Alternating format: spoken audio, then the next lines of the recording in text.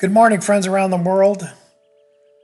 As we consider ways we can build healthier and happier relationships with those we're close to and those we love, through this meditation series, let's consider the fifth category, the feelings of anger in our relationships. Before we get started with today's meditation, let's do an overview of this category. We're going to look at three types of anger: externalized anger, internalized anger, transformative anger. Each month I lead an anger management workshop, both in person and also I offer a one-on-one telehealth session via Zoom. 100% of the money that we collect goes to support homeless people in our area. One of the first things I share with the participants in this workshop is the misconception of anger that we often have. Many who attend this workshop are struggling with their anger, and some even come to the workshop with a sense of shame. So I tell them, stop apologizing for being angry. You're the movers and the shakers in this world. When we look back at history, it was people who were angry that changed their worlds. It's a gift, not a curse. And you can't control the feeling of anger arising in you. No. If I were to come over and slap you right now in the face, I don't care how hard you tried not to, you'd probably get angry. You see, we can't control the feelings of anger as they arise. It's a God-given power to energize us, to take something that's wrong in our world and use the energy of the anger to make it right.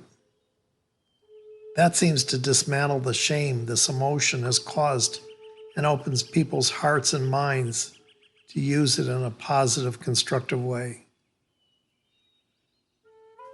As good as anger is for us, it can readily build walls in our relationships when we fail to use it for good and use it to break down and destroy. So today, let's look at what I'm going to call externalized anger. It's the kind of anger that is visible to everyone. It's not hidden, and it's not only visible to everyone. It has four characteristics. The first one we're going to talk about today is it has no middle.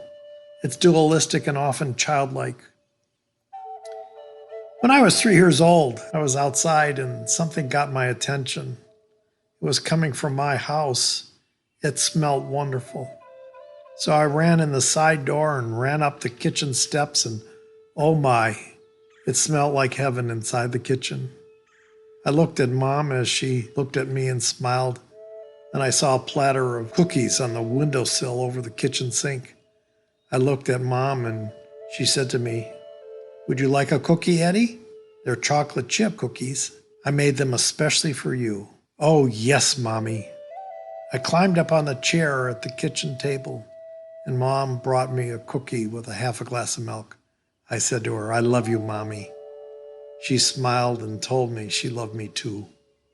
I gobbled that cookie down and looked over at that platter. I didn't even put a dent in the pile, so I asked her, "Can I have another cookie, Mommy?" She replied, "No, Eddie, your father's going to be home pretty soon and dinner's ready. I don't want you to spoil your appetite." Well, Eddie didn't like that answer. I wanted another cookie. At 3 years of age, Eddie doesn't have a middle. So I said to Mom, "I hate you." Eddie went from "I love you, Mommy" to "I hate you" over one chocolate chip cookie. Today I look back at this situation and I'm no longer dualistic. I can even see both sides of this 1881 situation. I can see Eddie's side. "Oh, come on, Marion. One more cookie isn't going to kill the kid. He loves them." And I can see Marion's side. She spent much of her time at home in the kitchen preparing nutritious meals for the entire family. And today, I certainly don't hate her because she didn't give me another cookie. Let's spend the rest of the time we have together this morning and consider our relationships when we become angry or upset. Do we build walls or bridges?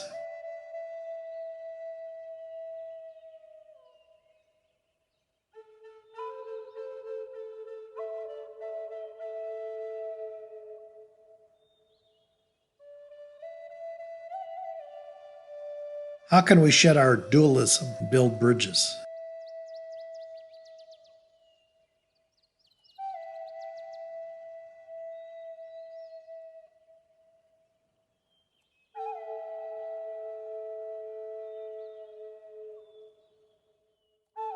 Are we willing to consider this an 1881 situation?